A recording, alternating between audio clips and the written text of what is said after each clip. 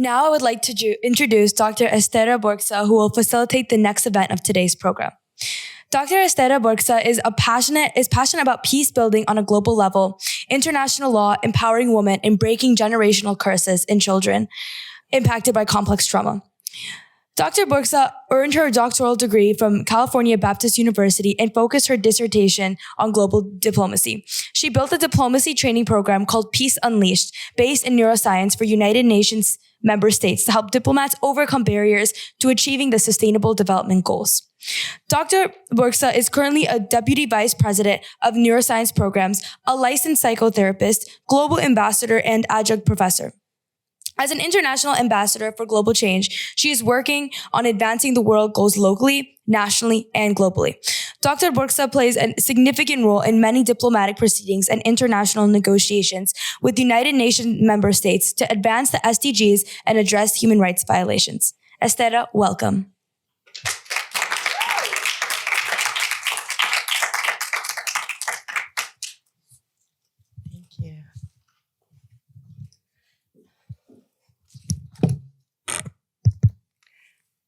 Thank you, Narang. Can you all hear me well?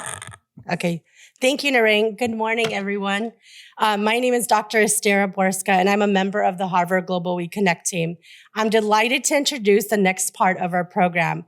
This year's expo is dedicated to innovation for women and by women. So we'll be asking our panelists about their innovative approaches to create impact and lasting change locally and globally. The theme of this panel is nurturing mental health, sustainability, and impact. And with that, I'd like to welcome our two panel members up, please.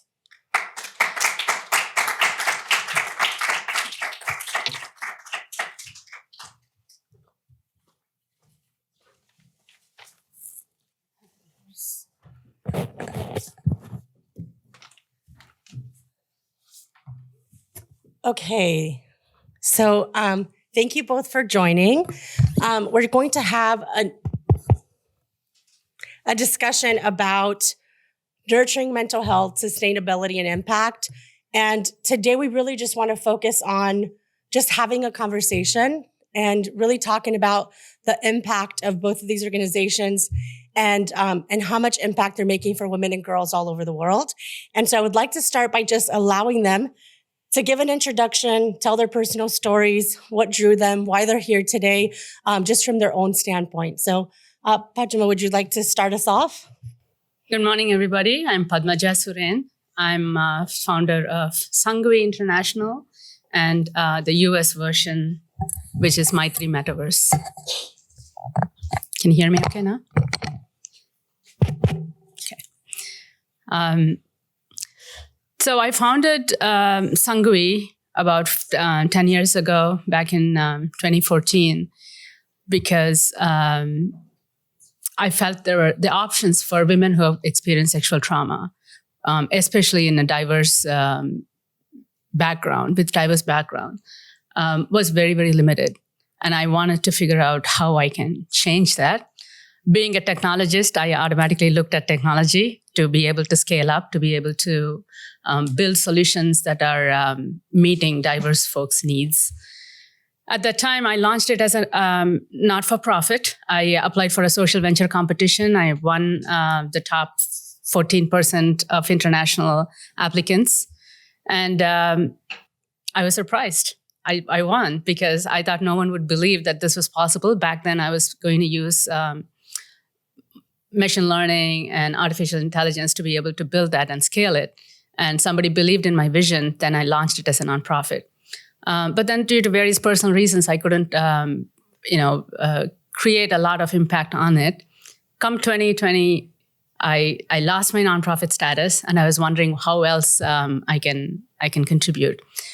In the meantime, I also went through a personal transformation. I'm a trauma survivor myself, and as COVID came in, all my other past trauma came to surface.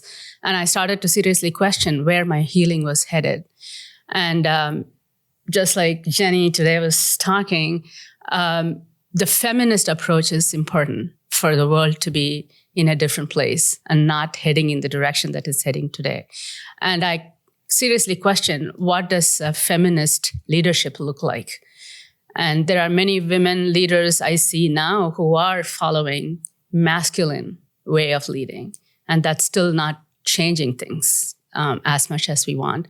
And I looked at myself, and I've also been that way. So what does it mean for me to build a feminist leadership within myself? And that's when I started to think about how can I cultivate my feminine side. I had suppressed it for so long because of my experiences, because I felt I needed to succeed in this world, and I needed to be in a certain way. And that is where I came up with the idea of Maitri Metaverse, which is an online platform that allows women to actually get back in touch with their sexuality.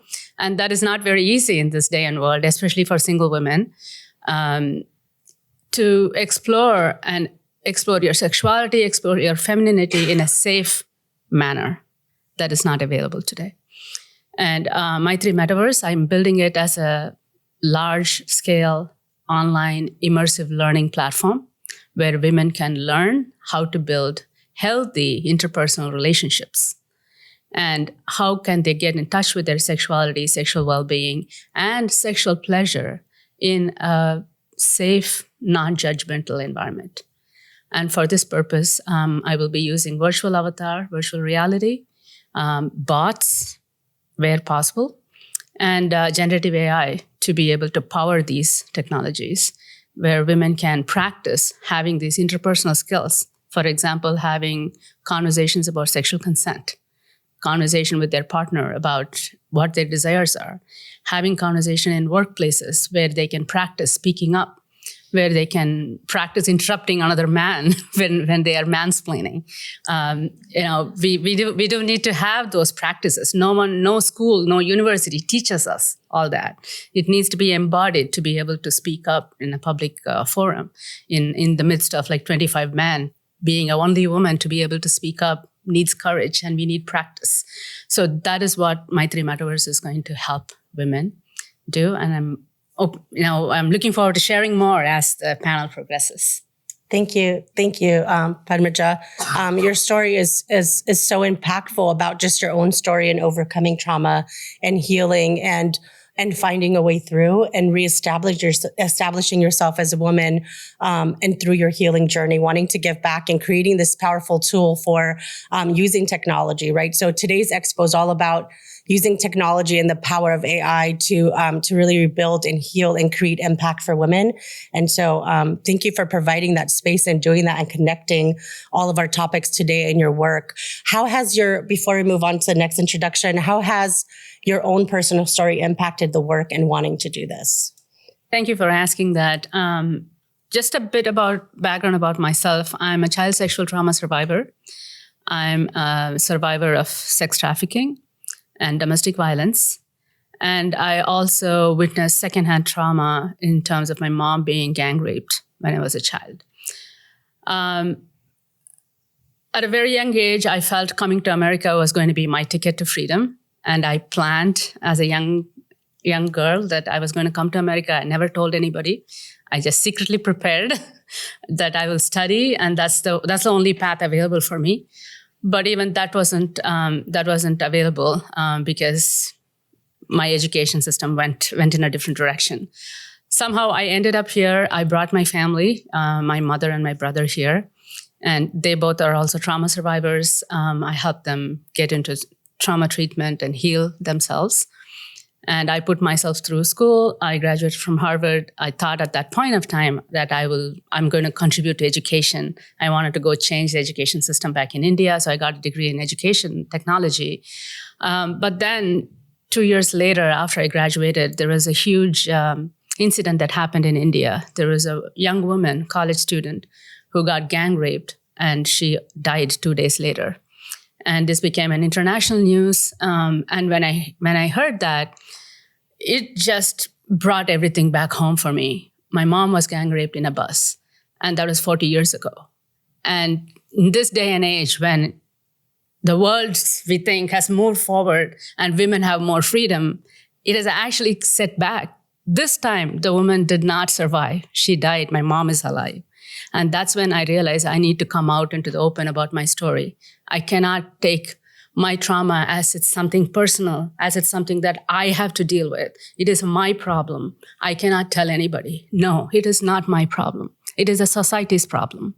Everybody should come in and interfere and take action to prevent such violences from happening. No woman wants to go be sex trafficked. No woman wants to put herself in a situation where she wants to be raped. That has got to stop, and every individual in society has got to take responsibility for it. So for 2 years, I researched what can I do to address it, and I was not interested in solutions that are point solutions, local solutions that did great work. There are lots of great organizations across the world in every continent. There is lots of good work going on, but they were not scaling up. And that's one thing I learned at Harvard School of Education with my professor, Christopher Deedy. He said, no matter what solution you build, think about scale, because that is where it's going to create impact. So I had that in my mind. And as a technologist, I help companies build systems that are scalable. And so from that perspective, I started to think, what can I do to really build something that can actually be scalable? So the model that I have in mind can be dropped in any country, any culture, any continent, and it can be culturally relevant for that local context. And it'll give employment to local people. And it's going to operate as a franchise model. I'm not operational yet. It is still an idea stage. And this is the first venue I'm talking about it publicly. So you are all the first ones to hear about it. So that is where I'm channeling all of my trauma and transforming all of it into something that's going to be impactful. I don't know yet how successful I will be, but I'll have that hope in my heart till I die, I guess. Thank you so much. That's very beautifully said. I often say, and my own trauma work as a clinical therapist, that our wounds turn to scars, turn to testament. And it sounds like you're doing that so well by just turning your pain into something beautiful for others and encouraging them to move forward. So thank you for your work. Okay, we'll have Andrea Adams introduce herself with Red Dot Foundation. Good morning. I guess it's still morning, everyone. Andrea Adams. I am a board advisor for Red Dot Foundation. In my day job, I'm an assistant professor at the University of the District of Columbia, teaching all kinds of things, including gender-based violence prevention. But let me tell you a little bit about Red Dot Foundation. And as you were speaking, you talked about the gang rape of Jyoti Singh that happened in India. And Elsa Marie da Silva was the founder of Red Dot Foundation. She was inspired by that same incident to found Red Dot Foundation. Red Dot Foundation is a smartphone app that is used to crowdsource stories of gender violence globally. The app is called Safe City, and I'm going to talk you guys into downloading it in a minute. But Red Dot Foundation and Safe City are not just an organization and an app. What the organization does is it partners with local communities to help the people in the communities find out where violence occurs, collect the data around that violence, and then take that data and give it to community leaders, government organizations, people that work on lights, all kinds of different places where we can combat gender-based violence at the very hyper-local level. Why is that important? The statistic that we have is that 80% of the time, people don't report gender-based violence at all, any aspect of it. And because it's not reported, if you look at crime studies, there's no data on it. The other thing is that they do victimization studies. Victimization studies are studies that they do nationally, and they ask women and men, tell me about whether you experience violence at the house, and you get all this information, but it's not connected to any city locally. It's not connected to any person. And so what happens when you have victimization studies that are important, but they're not connected, or you have police reports that don't have the data, there's this lack of data. And the lack of data really is women's lived experience through the trauma that they experience when they encounter gender-based violence.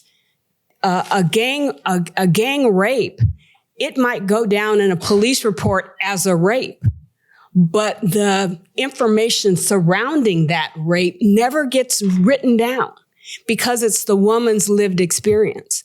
And what we're seeing in the marketplace is, and I love the feminist perspective, is that we're looking at an incident as opposed to looking at what is actually happening. And so the thing about the Safe City app is that it captures that detail. It also has the ability to geolocate it. So you tell where it is. We have 50,000 reports globally of instances of gender-based violence. And we haven't even really touched the United States, if you can believe that. We don't have as many reports in the States. And so the organization partners with local communities, local leaders, sometimes churches, to have the people go out and see if they can collect reports. Sometimes it's the person's individual report, their individual thing that they say happened to them. But sometimes it's observational. So I was just talking to, is it Elise? Annalise, she was just saying that, she was going to a train station and there were several gentlemen standing out of the train station and she was afraid to go into the train station. That happens every day, all the time. And that data is not collected. And why isn't it collected? Because there's no place where you can put it. And the accumulation of that data becomes evidence. And the evidence is then something that you can go to the police department, the community policing agency, and say, hey, at this place, you need to put a light because there's people standing around there and women that are going there are afraid. Think about it. One of the things that we do as women, we have to have a safety strategy for every place we go. When I was coming here from DC, I was saying to myself, so let me make sure that I come in the daytime because I don't want to be walking at night by myself. All of these safety strategies, we do this daily, every time we go somewhere. And because we have to do that, it's just like Jenny said, it's an individual thing. It's an individual burden, and it's a community problem. And so one of the things that Red Dot Foundation wants to do is partner with organizations, help collect more data, but then use that data at a hyperlocal level so that you can say, at this particular place, there's a problem, and let's fix the problem at the place because now we have evidence. The last thing I'll say in my long introduction, is that we are global.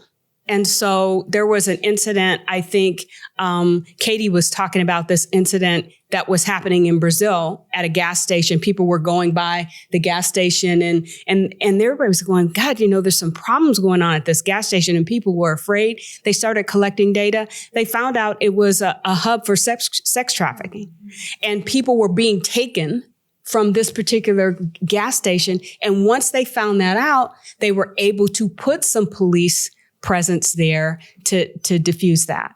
And so that really becomes a way which technology, not the technology itself, but the technology as a tool, enables us to begin to look at what is the true prevalence of gender-based violence.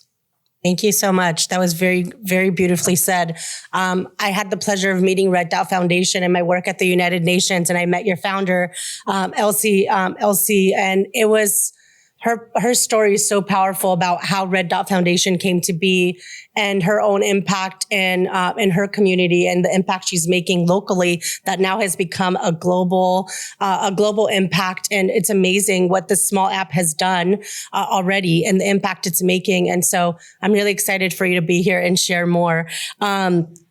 So we'll continue. I have a first question for you both. The first one is, how can we leverage technology and AI tools and innovation to multiply the impact of advocacy efforts for women's rights and empowerment and healing? And I think both of you already touched on it, but how can we really utilize these tools, and kind of even the intersection of our theme today for the expo is those things. How can we leverage technology, AI tools, and innovation to multiply impact and healing?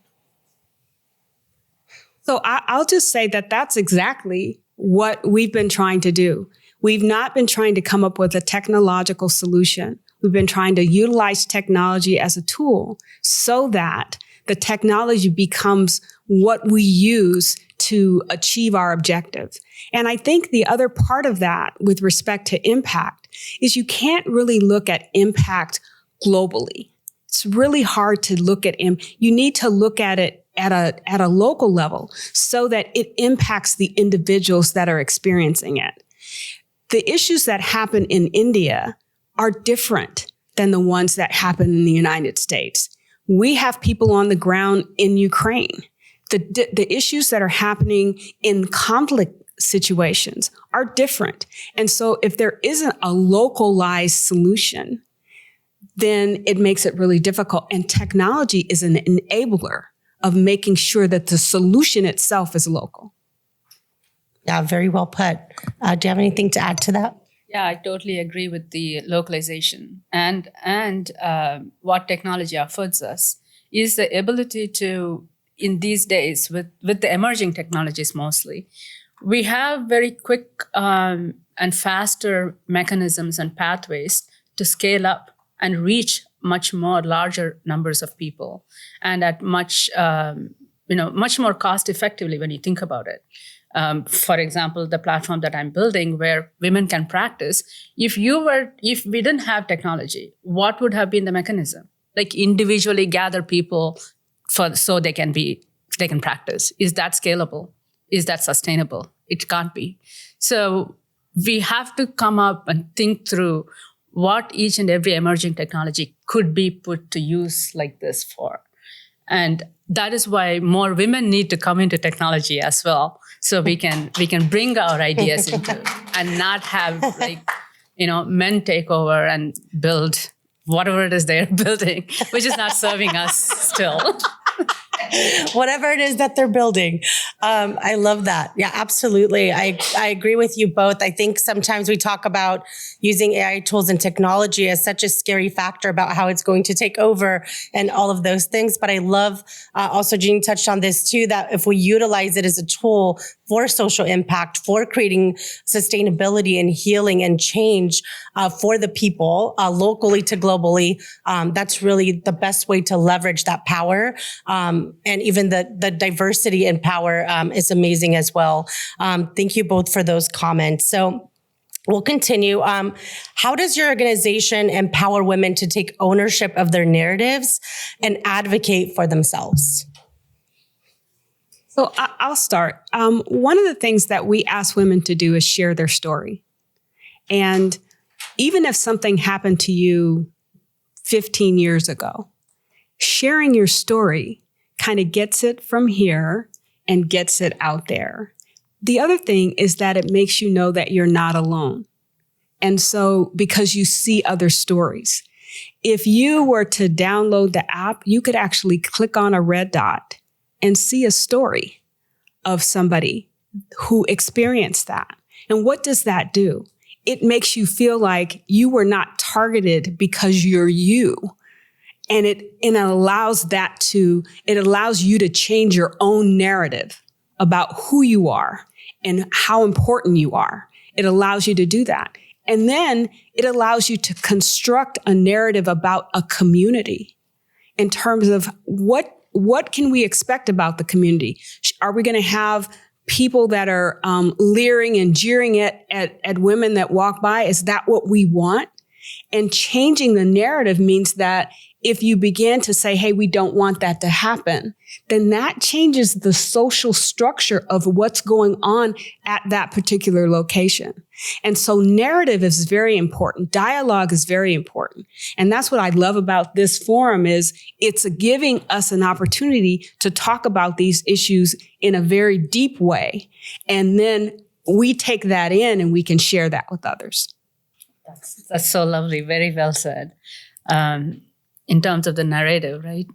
For Maitri Metaverse, my vision is that women gain ownership of their narrative by not only sharing their stories, but also structuring their learning. So in any aspect today, even if you go to therapy is like 50% education. They teach you skills. They teach you skills to regulate your emotions, teach you skills to, navigate your situations or your emotional state. So it's mostly education. And that is what we have not had. When women are not able to talk about their traumatic experiences as a result of gender-based violence, we isolate ourselves. And what isolation brings is shame. And when you are burdened by shame and you isolate yourself, there is no way we can expand and participate in the world the way that we are. Like each one of us have gifts that we can bring to the table, but we can bring to the world. But we are unable to do that because we become isolated, we become, enclosed within our own shame. And by being able to speak about it, we address the shame. We understand there is one other person who has experienced something similar, so we are not alone. It helps us come out of it. Another way to empower oneself is to have agency over how I'm healing.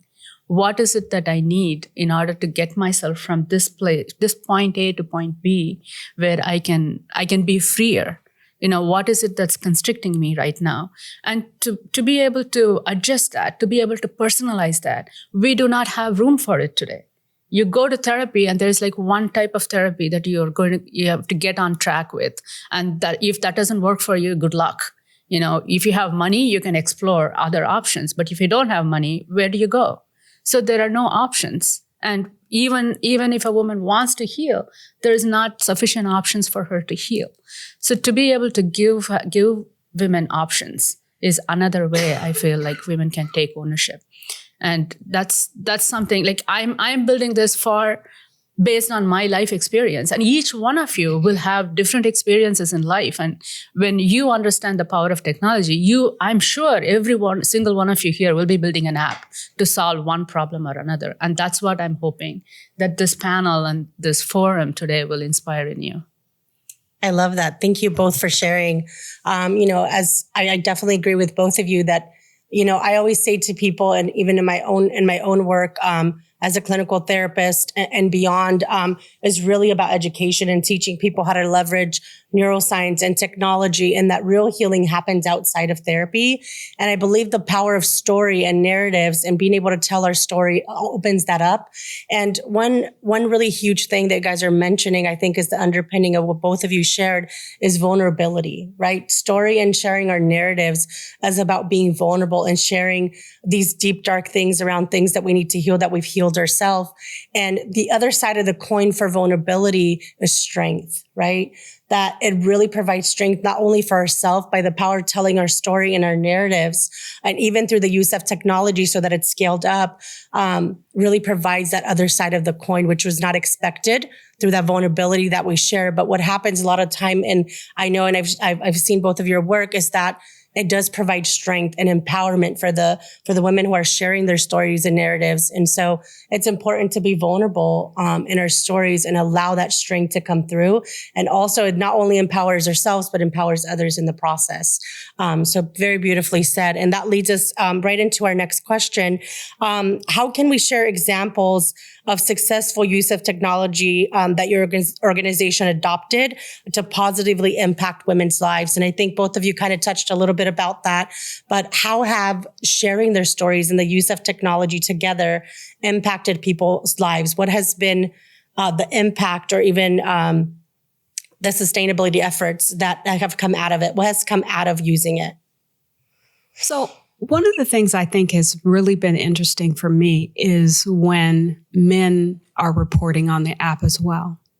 Because to listen to the stories that they tell, even if it's the story that they observed, the stories that they tell give a different picture of what's really going on. And I think that the impact is being able to see the collective stories.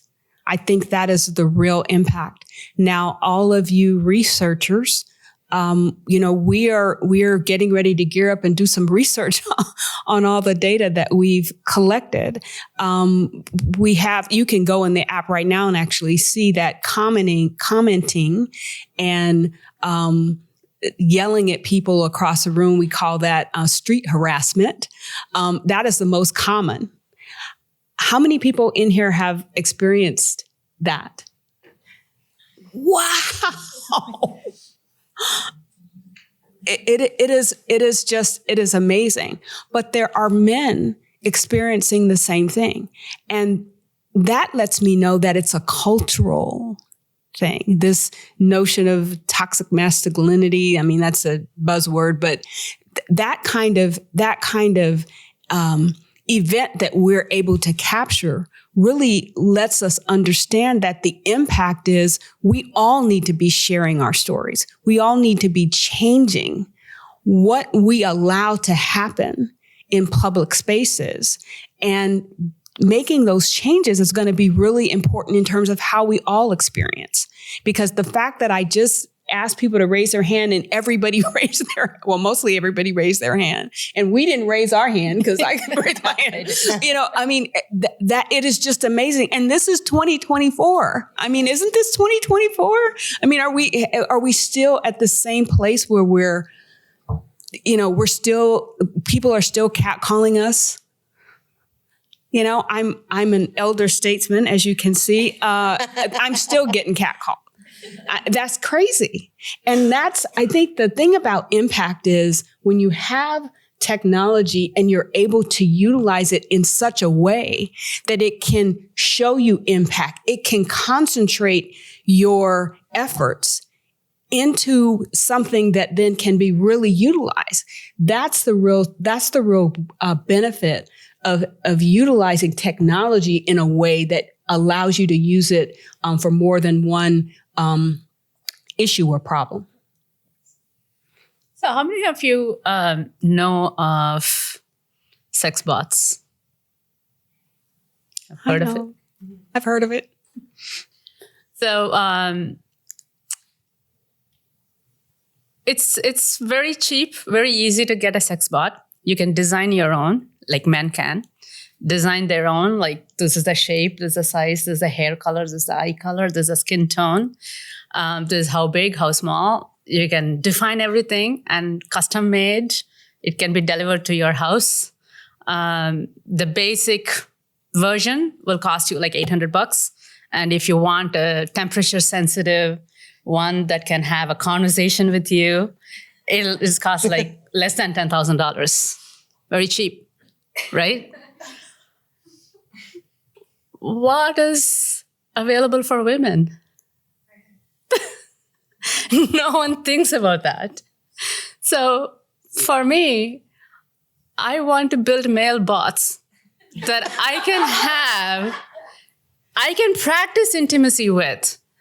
Because I'll tell you, in the spirit of being vulnerable, I have incredible amount of anxiety being with men sexually. And so I have avoided, having any kind of relationships for the best part of my life. And I just started to wonder in 2020 when I started to think about what does it mean to be feminist? What does it mean to be accessing my feminine? How do I want to not practice masculine form of leadership? And what does it mean? Like, where is my femininity? I've suppressed it so much that I don't even know what that means. So as I started to explore and I realized, wow, I'm so afraid to bring forth my femininity. Then how am I going to be a leader who brings feminine, qualities into the leadership? So and each and every one of us suppress our own femininity in various different ways. And every moment in the choices that we make, am I going to step out at night or in the morning? Do I dress this way, or do I cover up in this way, or do I wear these clothes? So how can I cover my femininity in a way that makes me safe and keeps me protected, right? So to be able to freely express our femininity, once again, we need a safe space. We need to practice, because even with our partners who we have been with a long time, how many of us really have a frank conversation about our own sexual desires, sexual needs? We don't. It is still, how can we please the other partner rather than what gives me pleasure and how can I ask? So for me, I want male bots with whom I can have such conversation. And I can dial the difficulty level where the male bot says, no, I want my pleasure. You have to please me. And how can I stand my ground? How can I practice while being respectful? This is a partner who I love, or, in real life. But yet I want to make it clear my pleasure is important. So to have those conversations, I think that is where impact is. When women are able to be fully grounded in their femininity, including accessing their pleasure, then we'll start to see the world being populated by women who have the right kind of approach to leadership, and they can make the right kind of decisions that help everybody in the world. It's easy to talk about, bring feminist principles and have feminine leaders, but it's up to each and every one of us how we are going to bring forth our own femininity, how we are going to overcome that shame, that fear, that, reservation, that defensiveness, and yet be safe, not saying like, throw caution to the window, but be safe in that environment. Be proud about being a woman. For the longest time, I was ashamed of being a woman because everything about being a woman meant I was unsafe, that I needed protection in terms of getting married, in terms of being financially self-sufficient. Like I needed to be, I can't rely on anybody. So femininity means receiving. How do you receive without feeling ashamed? And what does that mean? What does receiving mean? So this is where, impact, large-scale impact will emerge when each and every one of us decide we are going to ground ourselves in our own femininity and find ways to bring forth that in a safe way. And that's what I'm hoping with my 3 Metaverse. Thank you. Thank you both for sharing. I think the underpinning of what you both shared is really about wellness and healing. And so my next question is, what initiatives and strategies has your organization implemented to prioritize mental wellness for women? So one aspect of what Red Dot Foundation is I said before, was that we work with organizations.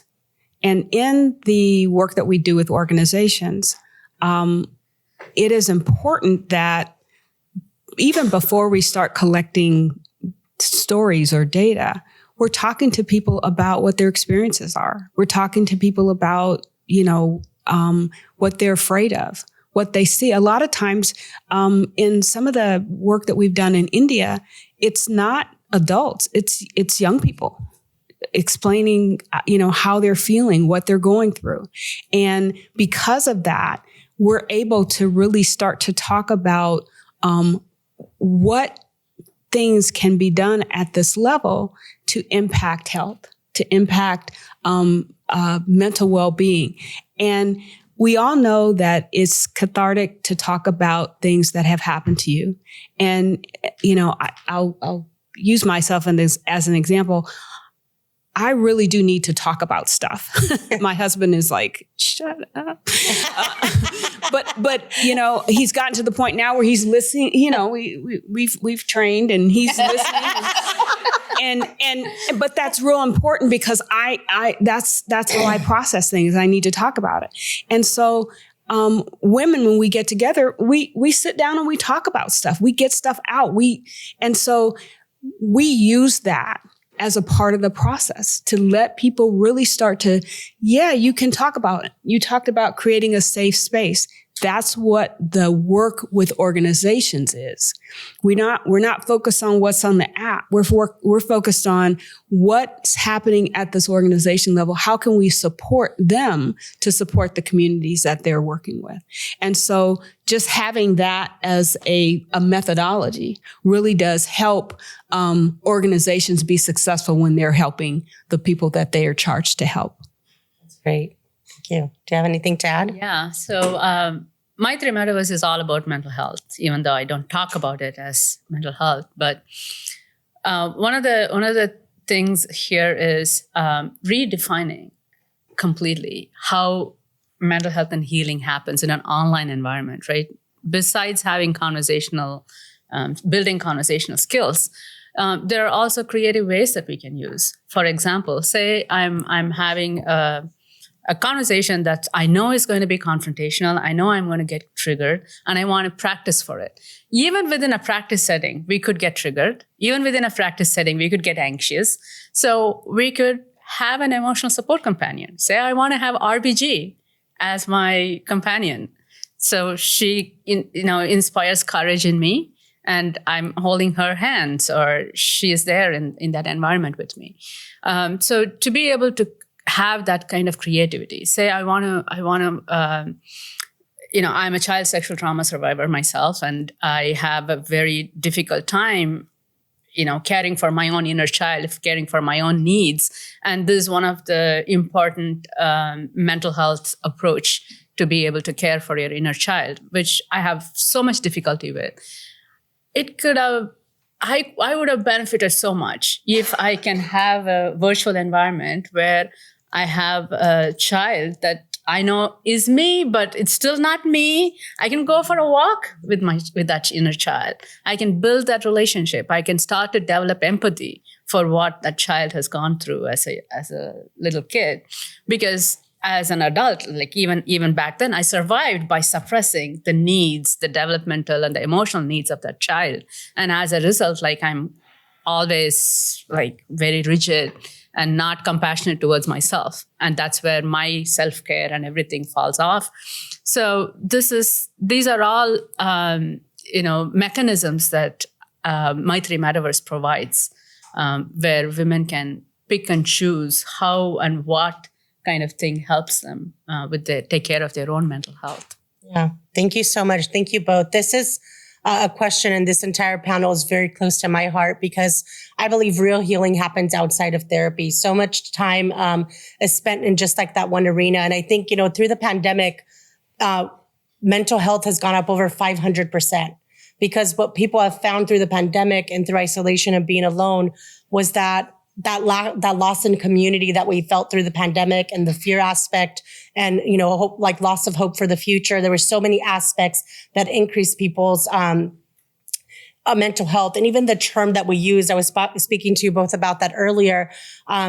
Just the way we have a physical health, we have a mental health. And even that word mental health is actually supposed to be used in a positive sense, that we need to take care of our mental health every day, the same way that we take care of our physical health every day. So that aspect of healing and really being a good steward of our mental health is really about learning what works for us, and really creating this network of reflective practices and things that work for us, whatever we're healing from, right? As we're working on our mental health is continuing to grow every day. So this is really important to me. And the way that you both identified it, this out of the box look at mental health and really teaching people how to be good stewards of their mental health is kind of my life mission. And I'm glad that you both are doing that and have such innovative ways of doing it through virtual reality, through app-based technology. So it's just amazing the work that they do.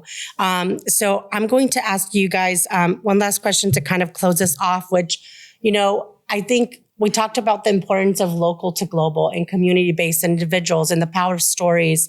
And I think all of that is important. I think the other side is also really important, which is related to policies.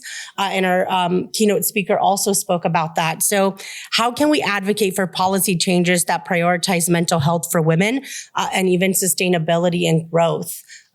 Because the important aspect of individuality and community-based local work is really important, but also the backup of policy changes is also important. So So Yeah. I think I'm beating a dead horse, but I will just continue to beat it. The evidence that comes from the stories that get shared are so I'm a lawyer by trade. They're like legal evidence.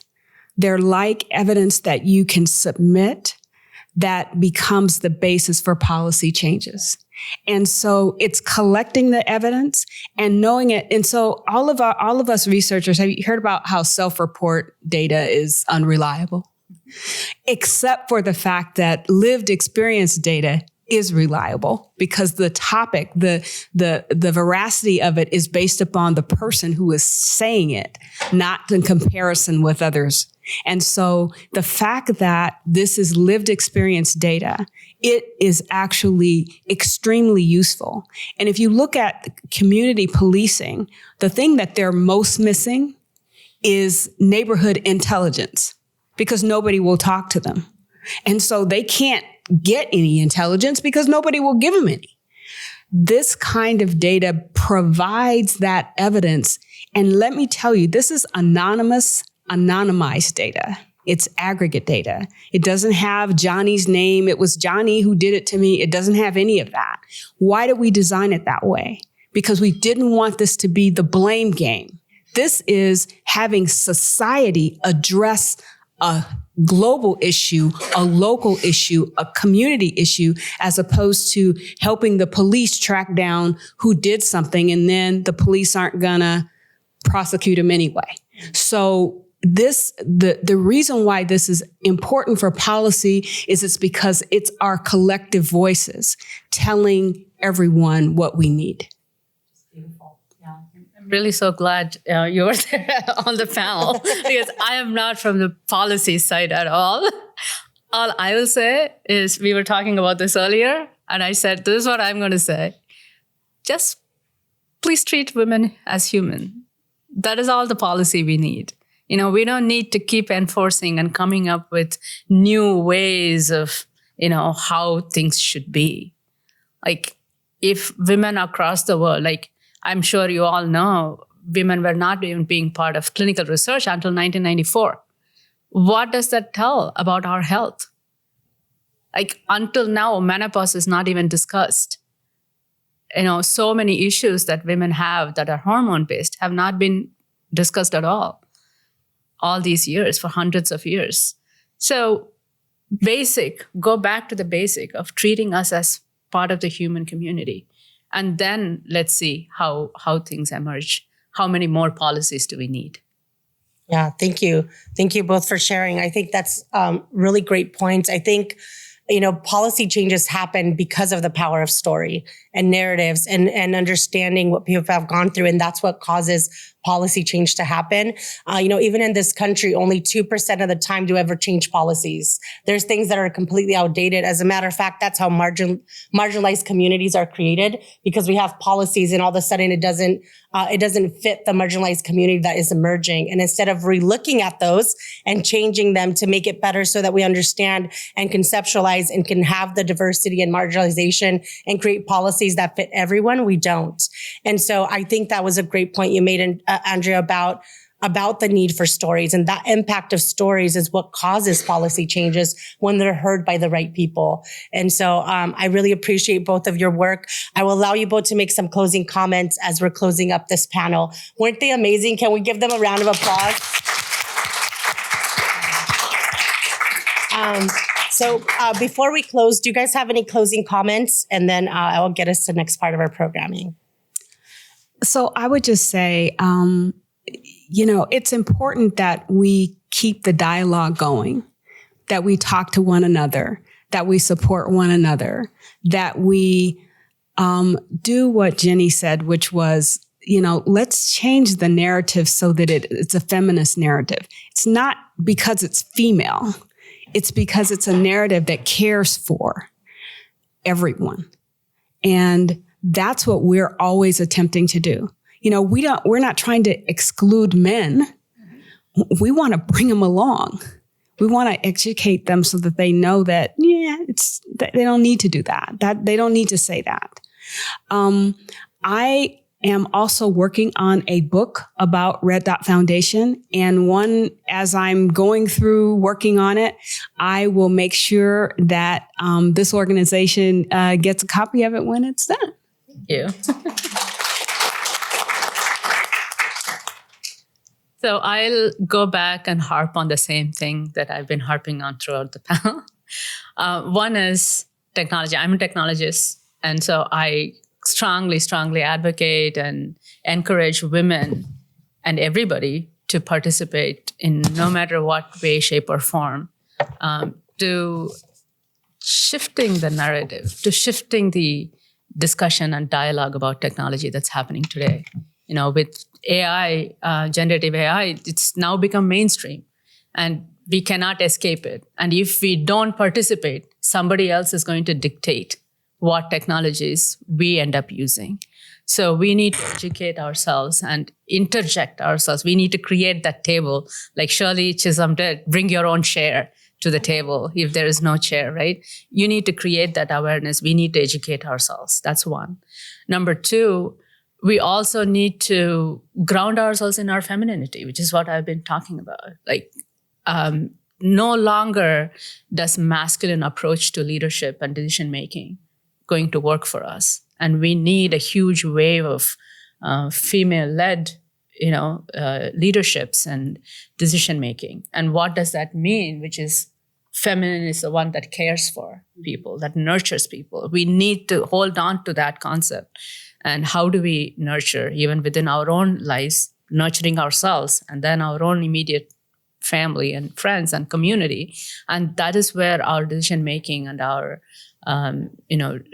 leadership should emerge, should be grounded. So whatever it is that we need to do, each one of us need to do in order to bring forth that is also our responsibility. So these are two things I want to leave with. Thank you. All right. Thank you so much, both. Thank you both for a great discussion. Thank you both for a great discussion. What an amazing discussion on such an important topic. So I'd like to get us to the next part of our programming. We're going to take an hour lunch and networking break. You will come back at 1 p.m. for the roundtable on women and AI. During the networking break, you'll have a chance to meet the organizations or representatives and learn about opportunities to support their fantastic work that empower women and girls.